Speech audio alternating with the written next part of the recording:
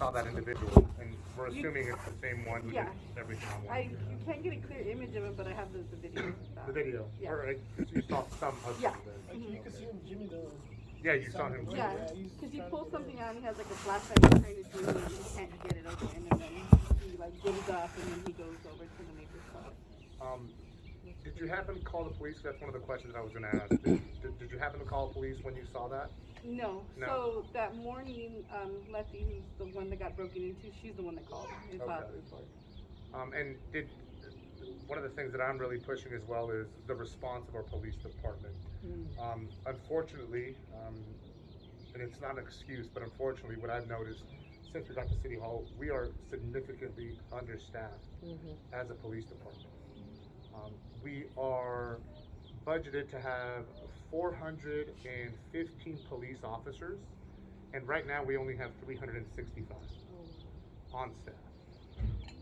And when you take that number and you compare it to per capita, we are well below where we should be.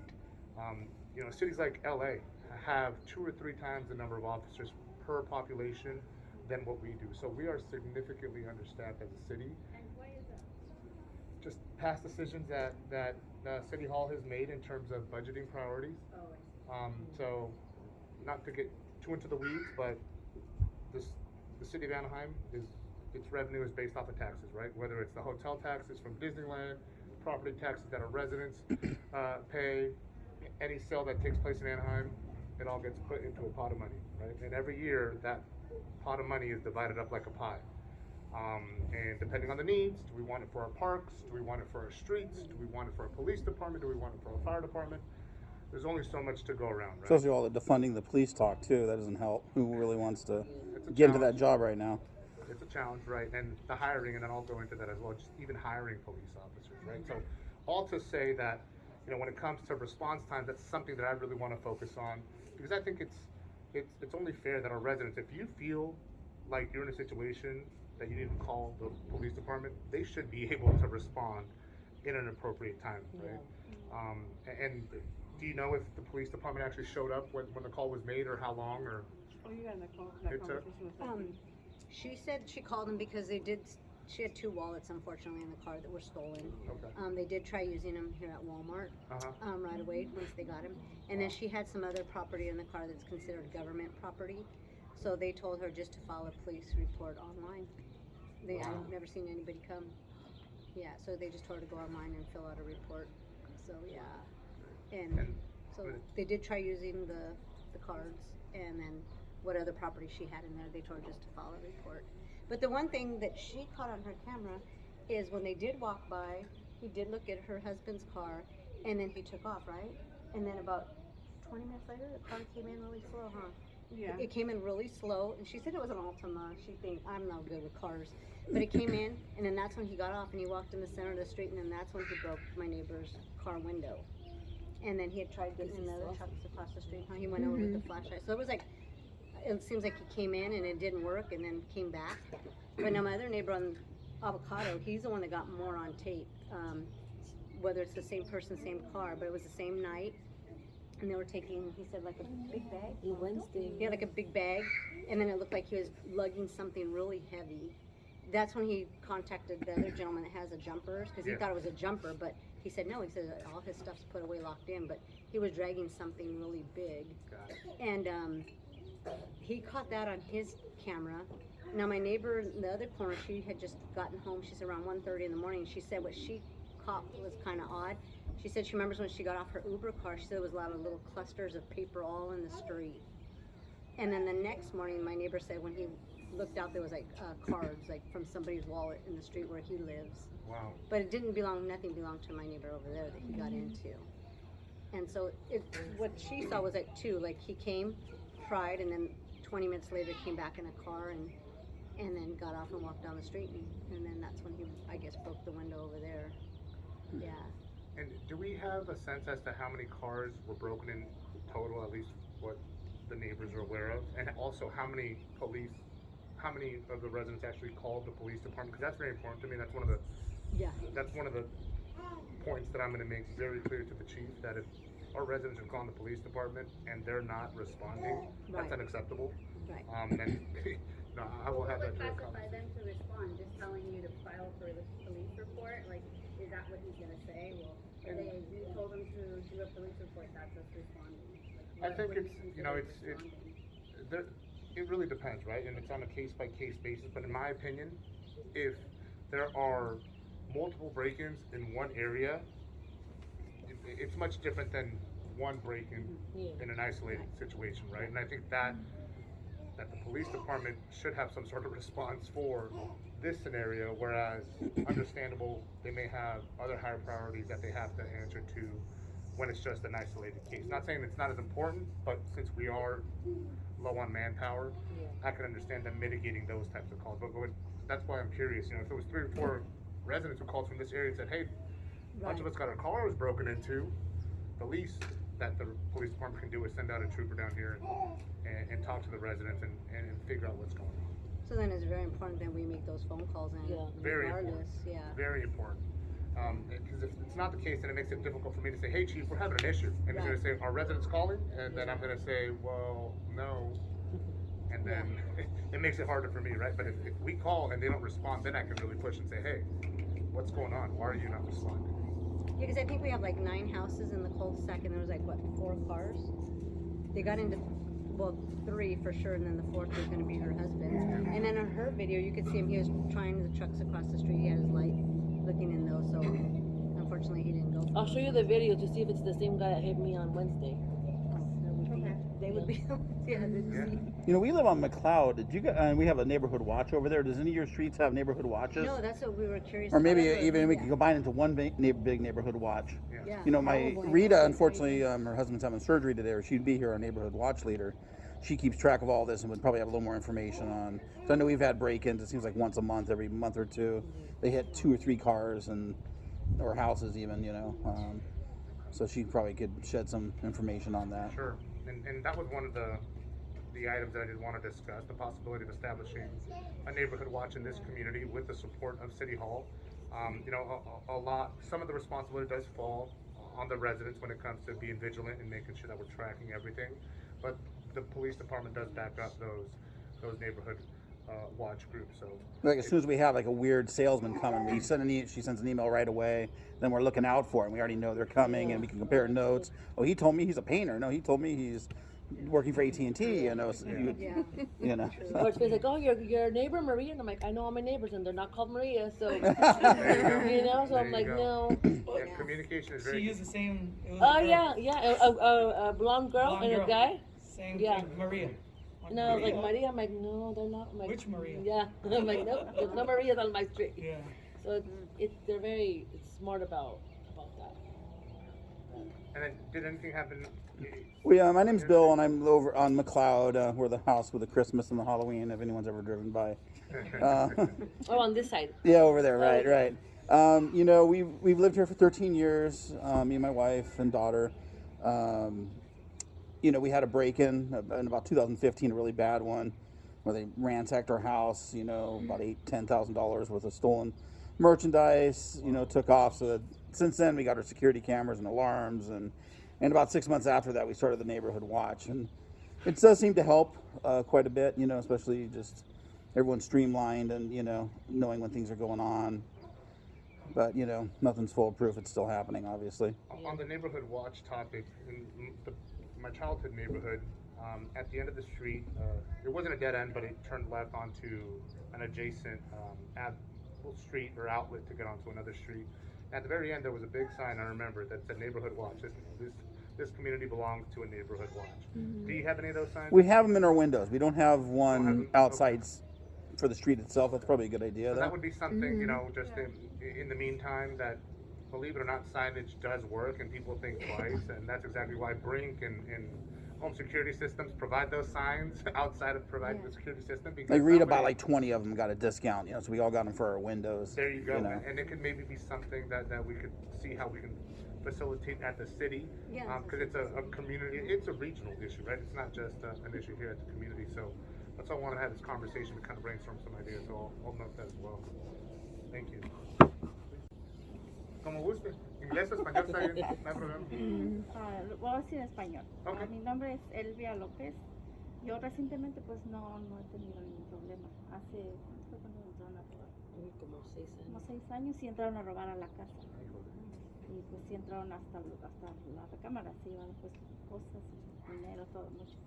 Hace como 2 semanas también enfrente mi vecino también le abrieron su carro. So, él no me dijo pues si le robaron o no, pero sí me dijo que tuviera cuidado. Ok. I'm Linda. I live on Turin, and our house has not been broken into, thank God. And somebody did come to our 2 cars, and they didn't see anything, and they left, and I didn't call the police because of that. If they would have opened and took something, I would have made a report, Sure. but I didn't think it was necessary. Sure. They were both unlocked, but I have nothing. So they had their flashlight, and they knew when the cameras were gonna come on and off because he would pause, and then the camera would turn off, and then he would move, and then of course my cameras are sensors, so they were gonna capture it. But they didn't take anything. But it's just scary to wake up with a notification and you see someone in your property, and I can't imagine if they would have taken anything or stolen the car, how I would have felt when I felt like I was scared. I was like, I can't believe it, you know? Yeah. So we're getting more cameras, and it's, you know, it's good to just be out on the lookout. But it's very scary just to think that people are just coming and they don't care. They don't care for anything. Yeah. So that's why I'm like, okay, let's go see what's going on. But yeah, but it seems like they care about a certain location, because I can't believe that just in one night or 2 nights, like, they know there are cameras and it doesn't stop them. Right. They usually don't work. That's their profession. They know all Yeah. the tricks, and at least most of them. Yeah. And sometimes they are just isolated cases, right? These people are very strategic, and that's all they spend their day doing is figuring out what the best Yeah. location's going to be and how they're going to do it, right? And Yeah. they'll scope out neighborhoods as we've all seen or shared, and then they'll go and target one specific neighborhood, hit a bunch of cars, make their nights fill, and then move on to another city, another neighborhood, and then hopefully never come back. But although let's hope that was just an isolated case here, but even then, let's do something in terms of setting a foundation so that we all feel a bit more safe and we're all doing our part to keep our community and just improve the quality of life as well. Yeah. So, glad that you brought up the neighborhood watch topic. Ms. Garcia had already mentioned the possibility of that. And the thing that I wanted to also offer is inviting our police department, getting a lieutenant down here, maybe the police chief to come himself and host a community meeting in this neighborhood, and we'll invite all the neighbors from the surrounding streets so that he can give you an in-depth understanding of the police department challenges and what they're doing to address these types of issues, and then you all have an opportunity to speak to them directly about what the concerns are, right? And then I will also look into establishing the process to establish a neighborhood watch if you're all open to that. You know, maybe we can, between now and that time that we host the meeting, maybe we can host it in about a week and a half or 2. That will give us enough time to organize and get the word out, and then also maybe you all by then can let me know if you're interested in really moving forward with the neighborhood watch idea. That way we can also get that going at that time as well. Oh, yeah, that sounds good. I like the idea too that other neighbors come up from other streets. 'Cause I thought it was just going to be ours and Vermont. Yeah, Rita That's- shared with. I don't know how she found out, but she Yeah, shared that's with it. me. Yeah. And I found out to Alex. Oh yeah, Alex. Alex texted me. Yeah. Oh, but that's good. Yeah. Like you text me, and I Yeah. told And I you. forgot to text Ken, the guy. I text my 2 other neighbors, but they're corner. working, Oh, so. okay. Totally. That's, I think yeah. if one I'll let person Ken in each neighborhood wants to kind of take lead, Yeah. get emails, and that's a Yeah. good way to share text or Yeah. emails. Cause was this meeting posted on the Nextdoor app or anything? No, just word of Oh, okay, Just so word that of would be a good thing to maybe Yeah. just have, you know, because most of the neighbors have the Nextdoor Right. app or the Ring app, and just say, Right. you know, Yeah. Because whoever like you wants say, to there join. was something going on Turin, and then that way we could be on the lookout or Yeah. something like, hey, Yeah, get a it look at they're happened hitting on the area. First Street, and then Turin, and then And the McLeod people with on this security side. cameras could always share and look. Yeah. I always have, all the time someone says, "Oh, something happened. This happened, and can I look at your security footage, or could you look for me?" And Yeah. you know, I'm more happy, and everyone else I think is too. You also brought up the thought of having more police presence, right? Right. Having that conversation with the police chief and seeing how they can modify their routes to put a bit more focus on these neighborhoods as well, especially because there's a school right next door, right? These are family neighborhoods and people want to feel safe, so that's also something that we can look into and figure out how we can fit it into the routine. Because before, I remember, there was at least, I mean, I would get here late at night, and at least you would see one cop drive by, at least to kind of, I mean, I would notice. Yeah. But Yeah. late, I mean, it's been a few years that you don't see that. Didn't see it. Sure. At nighttime, at least one would just drive by and just Yeah. go through the street, at least some presence of them. Yeah. And like, I have my brother-in-law, his cousin works for the Anaheim PD. And one time my wife asked him about this area. He's like, oh no, that's a good, really good area. We hardly, because he used to work on this side. Yeah. Like we hardly go through there because there's never a call. Yeah. So I guess they stopped doing it. He's like, probably it's shortness too. They're like, this community doesn't need it because they don't have calls. You know, let's put it somewhere else. But it would be good for a presence at least. You know. And after time, unfortunately, the bad guys pick up on that, right? And they go, oh, we haven't seen a cop over there in a while. So we have to do our due diligence to make sure that we're staying on top of it as well. I also think that having the police department here so that you can all have that candid conversation with them, and then they could also share the best way to communicate with them, right?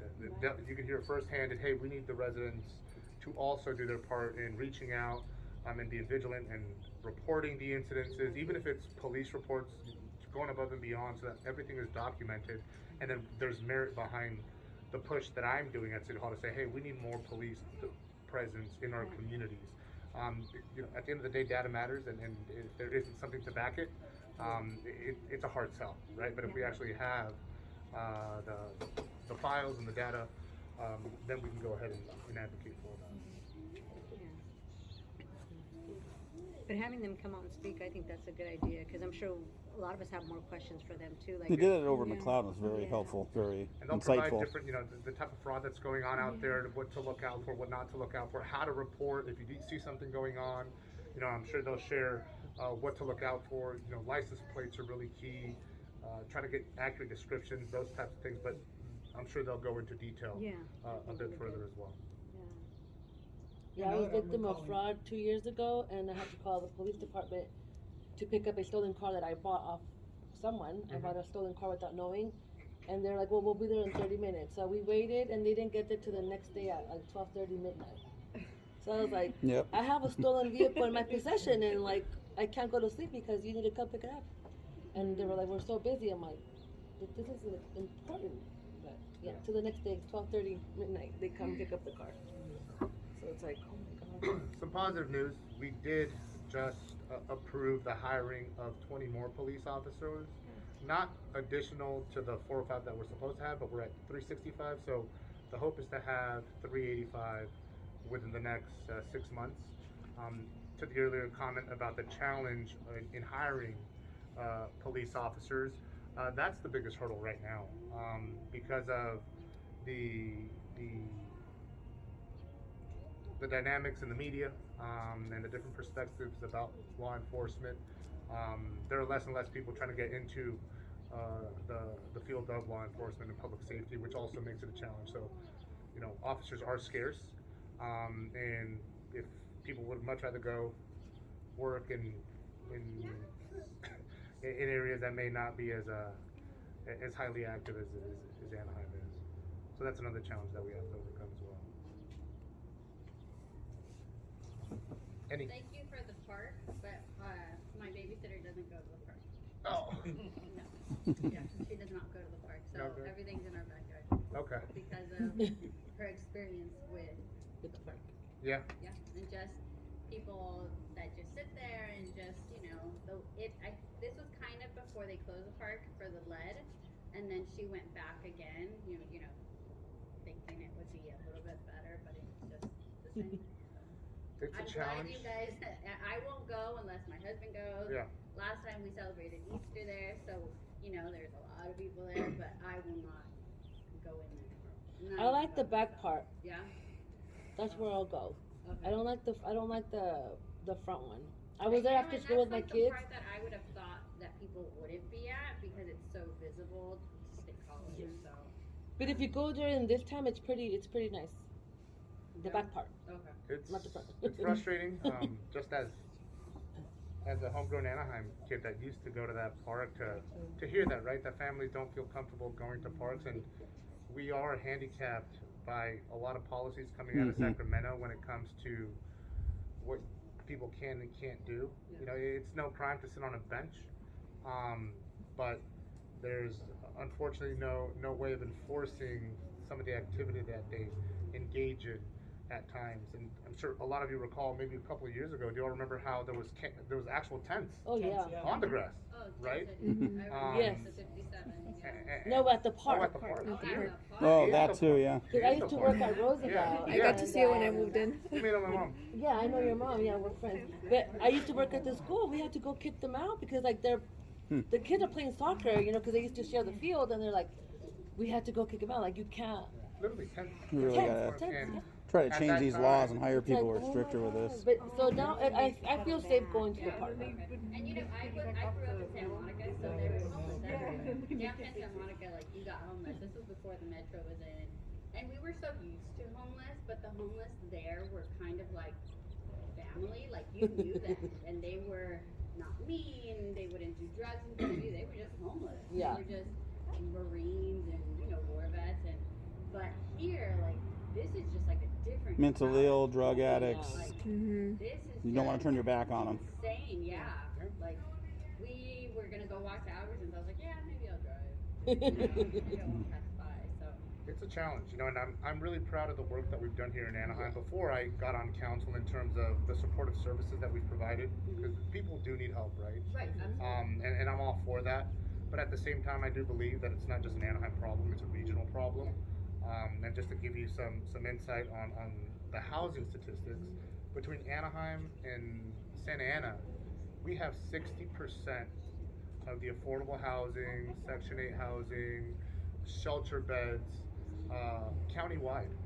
So 60% of all those resources are located in 2 cities, whereas the remaining 30 across the county have the bulk of the 40%. So that's exactly why we are a magnet, right? Because we provide the resource, and with the resource, you know, comes the population as well. So it's a juggling act. We just received, and I hate to be the bearer of bad news, but we just received some insight, and our chief is actually had a call this morning with the Inglewood police chief because they're clearing out their whole area due to the Super Bowl, and their population is transitioning to other areas. Yes, and they're move making to their way another down this spot. way, Yeah. which is unfortunate. So we're doing what we can to say no, don't do that. You know, we have our own problems to mitigate. You know, let's all do our part in figuring it out. Now, even if you guys like would ever go into Inglewood, I know some of the kids that would go to high school at our high school from Inglewood, and we would go and party there, and you would like their problem was more prostitution and just on Century pool parties. That's what you would see, but it wouldn't like go into like the housing, which was close to what was the horse track, and so it wasn't near there. But now it's just We're enabling them. Lenient laws. They'll go in neighborhoods now. They have no fear. Well, and then that's another thing, right? Going back to the laws coming out of Sacramento. I've had conversations with our police department, the officers, the rank and file. They're like, if I was able to arrest somebody for committing a crime, I would. But now, if it's not valued at stealing something valued more than $950, it's not a crime, and you'll be cited. You won't even get a misdemeanor. I would love for those You know? people to have their $600, $200 items stolen from them, so that they experience what it's really like to have that. Exactly.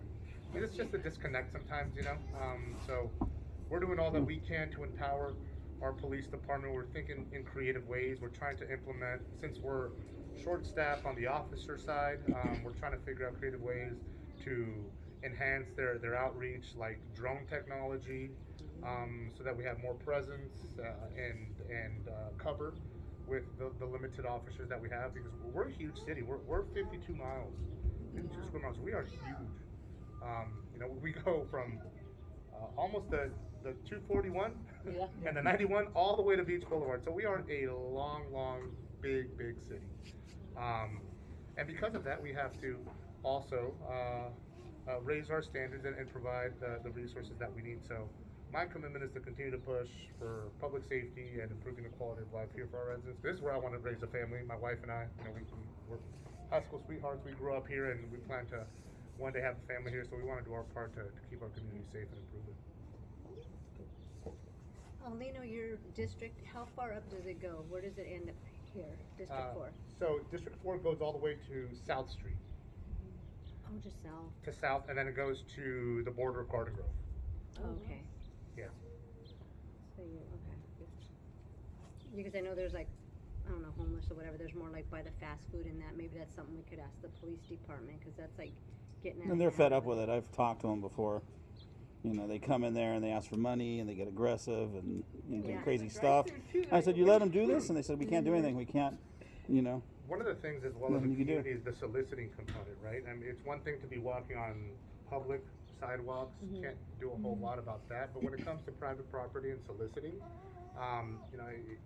figuring out a way to, signage, a small sign on it, no soliciting, so people get the clue, and then at that point you're communicating what they can and can't do, and then you have probable cause to tell them to get off your property Yeah. if you don't want them If coming don't on. have that sign, then we're like welcoming them basically. Yeah.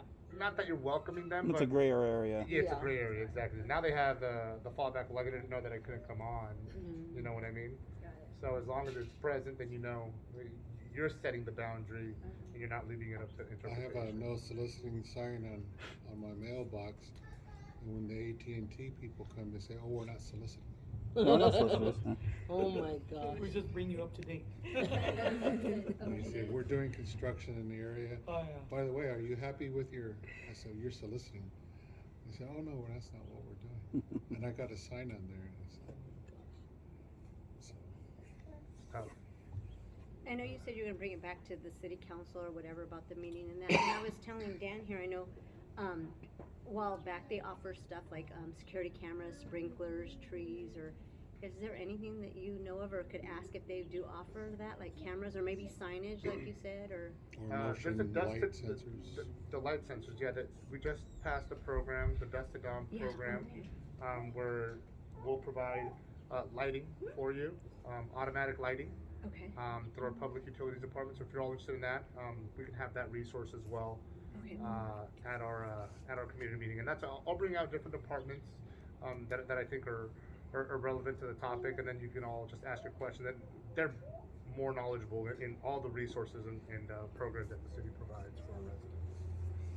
I think if we're probably planning on looking forward to a next meeting or another meeting, that maybe be a good idea to get an agenda. Yeah. And like you mentioned about your neighbor, someone gave away their social security number. My husband. Husband, So anyway, just safeguarding issues like that, making everybody aware, or what happens if you confront someone in your yard? That's, What can you do, or how far should you go? What do the police suggest? Or do you run back in the house? Or so things like that could be issues on the agenda that could be covered. Or if we're going to have incidents or another meeting, one or the other, maybe we should put out a small flyer or bulletin, put it Oh, on 100%. people's Yeah. I'll have my team as well. We'll develop an official flyer. We'll share that with the community so that we can flyer. The more the merrier, right? Having as many people be a part of it as possible, that would be great. I just wanted to have this informal meeting to get a sense of, Yeah. of what direction we want to move in as a brainstorm, and then we'll get something, agendized and in writing, concrete to be more effective. that sounds good. I was thinking if the police didn't come out, but if they came out, and you're not gonna probably catch anybody if you don't, like, they probably left fingerprints. But how can you identify anybody if you don't come out to Right. To check. do anything?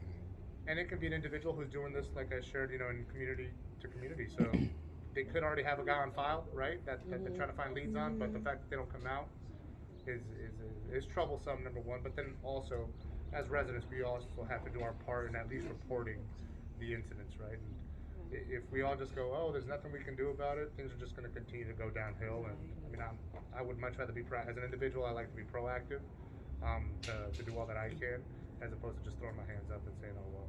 Right. Any other thoughts or